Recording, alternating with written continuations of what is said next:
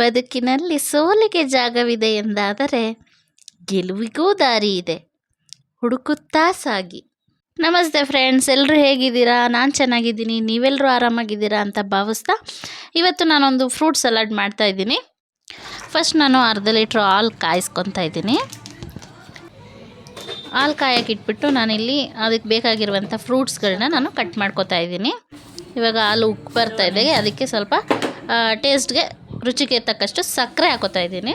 ಮನೇಲಿ ಮಕ್ಕಳು ಸ್ವೀಟ್ ಜಾಸ್ತಿ ತಿಂತಾರೆ ಅಂದರೆ ಬೇಕಿದ್ರೆ ನೀವು ಸ್ವಲ್ಪ ಸಕ್ಕರೆ ಜಾಸ್ತಿ ಹಾಕೋಬೋದು ಹಾಲಿಗೆ, ಇಲ್ಲಾಂದರೆ ಎಷ್ಟು ಬೇಕೋ ಅಷ್ಟು ಮಾತ್ರ ಹಾಕ್ಕೊಳ್ಳಿ.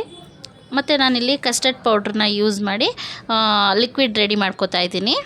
1 ಸ್ಪೂನ್ ಕಸ್ಟರ್ಡ್ ಪೌಡರ್ ತೊಗೊಂಡಿದ್ದೀನಿ.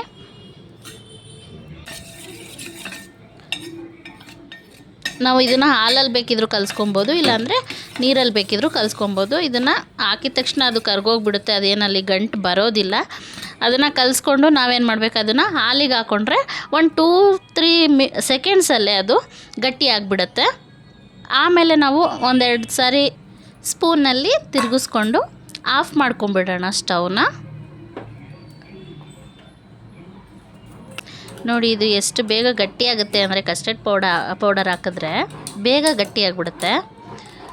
ನೋಡಿ ಎಷ್ಟು ಚೆನ್ನಾಗಿ ಗಟ್ಟಿಯಾಗಿದೆ. ಇವಾಗ ಇದು ಆಗಿದೆ, ಇದನ್ನು ಆಫ್ ಮಾಡಿಕೊಂಡು ಇಟ್ಕೊಳ್ಳೋಣ. ಜಾಸ್ತಿ ನಾವೇನಾದರೂ ಸ್ಟವ್ ಆನಲ್ಲೇ ಇಟ್ಕೊಂಡು ತಿರುಗಿಸ್ಕೊಂಡ್ರೆ ಅದು ತಳ ಹಿಡಿಯುತ್ತೆ. ಸೊ ಆಫ್ ಮಾಡ್ಕೊಂಡ್ಬಿಟ್ಟು ಫ್ರೂಟ್ಸ್ ಏನಿದೆ ರೆಡಿ ಮಾಡ್ಕೊಳ್ಳೋಣ. ನೀವು ಏನು ಫ್ರೂಟ್ಸ್ ಬೇಕಿದ್ರೂ ಹಾಕೋಬೋದು, ಇದೇ ಹಾಕೋಬೇಕು ಅದೇ ಹಾಕೋಬೇಕು ಅಂತ ಏನಿಲ್ಲ. ನಿಮ್ಮ ಮನೇಲಿ ಎಲ್ಲರೂ ಏನು ಇಷ್ಟಪಟ್ಟು ತಿಂತಾರೆ ಅದನ್ನು ಹಾಕೋಬೋದು. ಇವಾಗ ಇಷ್ಟಪಟ್ಟು ತಿನ್ನಲ್ಲ ಅಂದರೆ ನಾನು ಇಲ್ಲಿ ಹಾಕಿರೋದನ್ನು ಬೇಕಿದ್ರೆ ನಿಮ್ಗೆ ಯಾವ್ದು ಇಷ್ಟ ಇಲ್ಲ ಅದನ್ನು ಸ್ಕಿಪ್ ಮಾಡ್ಕೋಬೋದು. ನಾನಿಲ್ಲಿ ದ್ರಾಕ್ಷಿ, ಗೋಡಂಬಿ ಈ ಥರದ್ದು, ಬಾದಾಮಿ ಈ ಥರದ್ದೆಲ್ಲ ನಾನು ಏನು ಯೂಸ್ ಮಾಡಿಲ್ಲ. ಬೇಕಿದ್ರೆ ನೀವು ಅದನ್ನು ಯೂಸ್ ಮಾಡ್ಕೋಬೋದು, ಹಾಕೋಬೋದು, ಅದು ಕೂಡ ಟೇಸ್ಟಿಯಾಗಿರುತ್ತೆ. ನಾನು ನಮ್ಮ ಮನೇಲಿ ಏನಿತ್ತು ಫ್ರೂಟ್ಸು ಅದನ್ನು ತೊಗೊಂಡು ಇಲ್ಲಿ ಒಂದು ಸಲಾಡ್ನ ರೆಡಿ ಮಾಡ್ತಾಯಿದ್ದೀನಿ. ಫ್ರೂಟ್ಸ್ ಎಲ್ಲ ಸಣ್ಣ ಸಣ್ಣಕ್ಕೆ ಕಟ್ ಮಾಡ್ಕೊಂಡಾದಮೇಲೆ ನಾವಿಲ್ಲಿ ನೋಡಿ ಹಾಲು ಇಷ್ಟು ಗಟ್ಟಿಯಾಗಿದೆ, ತುಂಬ ಚೆನ್ನಾಗಿ ಬರುತ್ತೆ. ನಾನು ಇದಕ್ಕೆಲ್ಲ ಫ್ರೂಟ್ಸು ಹಾಕಿ ರೆಡಿ ಮಾಡ್ಕೊಂಡಿದ್ದೀನಿ. ಇದನ್ನು ನಾನೇನು ಮಾಡ್ತೀನಿ, ಸ್ವಲ್ಪ ನನಗೆ ಕೋಲ್ಡ್ ಬೇಕಂತೇಳಿ ನಾನು ಫ್ರಿಜ್ಗೆ 1-2 ಅವರ್ ಇಟ್ಕೊತೀನಿ. ಅದು ಫುಲ್ಲು ಕೋಲ್ಡ್ ಆಗುತ್ತೆ.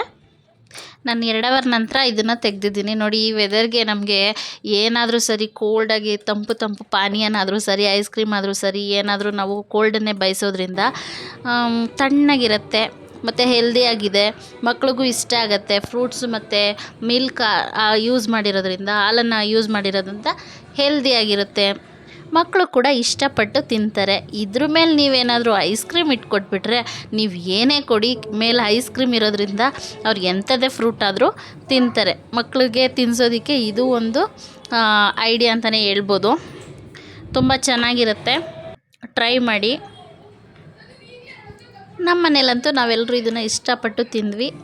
ನಿಮಗೂ ಎಲ್ಲರಿಗೂ ಇಷ್ಟ ಆಗುತ್ತೆ ಅಂತ ಅಂದ್ಕೊಂಡಿದ್ದೀನಿ. ನೋಡಿ, ಫೈನಲಿ ಇದು ಈ ಥರ ರೆಡಿ ಮಾಡ್ಕೊಂಡಿದ್ದೀನಿ. ನಾನು ಒಂದು ಕಪ್ಗೆ ಸರ್ವ್ ಮಾಡಿಕೊಂಡು ಆರಾಮಾಗಿ ಟೇಸ್ಟಿಯಾಗಿ ತಿಂದು ಎಂಜಾಯ್ ಮಾಡೋಣ.